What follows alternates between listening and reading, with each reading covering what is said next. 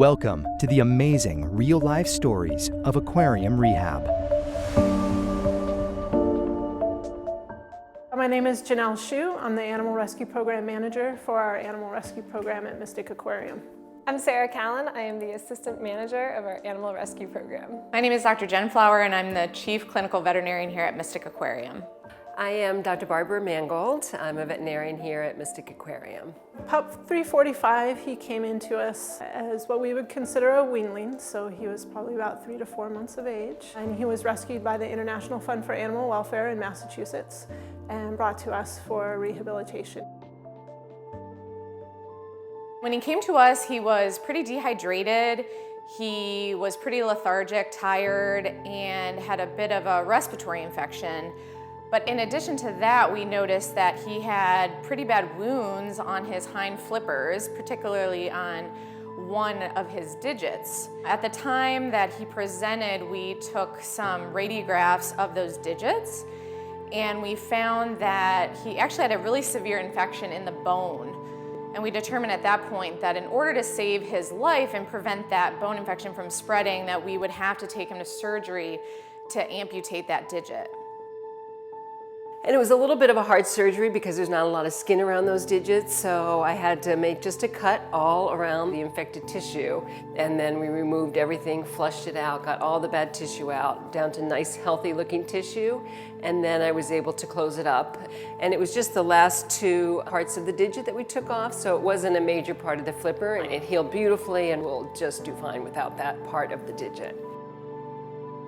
Also, on initial radiographs during his admit exam, he also was found that he had rocks in his stomach as well, which is a little unusual. And we determined that those rocks may be causing some inflammation or some irritation in his stomach.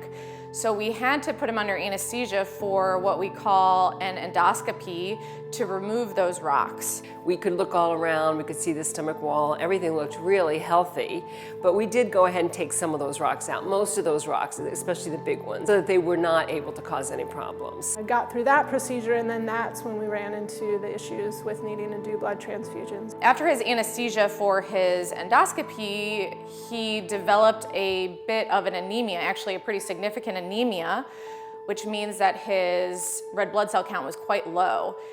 The count was so low, in fact, that we actually had to perform several blood transfusions on this animal in order to save his life. So we took one of our other donors in the rescue clinic, one of our bigger, healthier harbor seals, and we collected blood from that harbor seal, and then we passed it through a filter, and then we go ahead and we gave it back to Pup 345.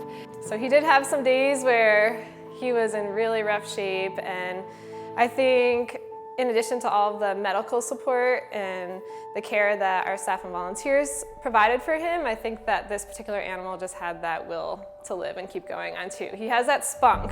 Pup 345 is probably one of the most intensively managed and complicated medical cases we've had here at Mystic in our rescued animals.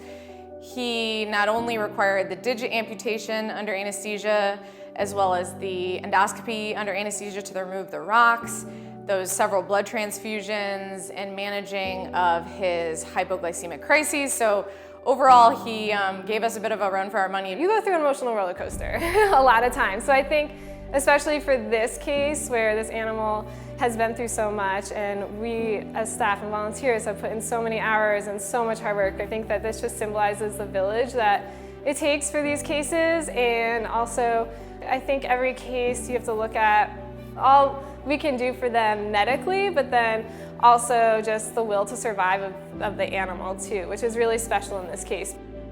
Anytime that we release a seal at Mystic Aquarium, it's very bittersweet, at least for me personally. For this particular animal, it was very unique. It was really one of those situations where we can truly say we gave that animal a second chance at life because of all the different things we had to do with him in rehab. He really needed us there to support him and treat him medically to get him to the release stage. So he's definitely one of those rehab animals we can say 100% we absolutely gave that animal a second chance at life.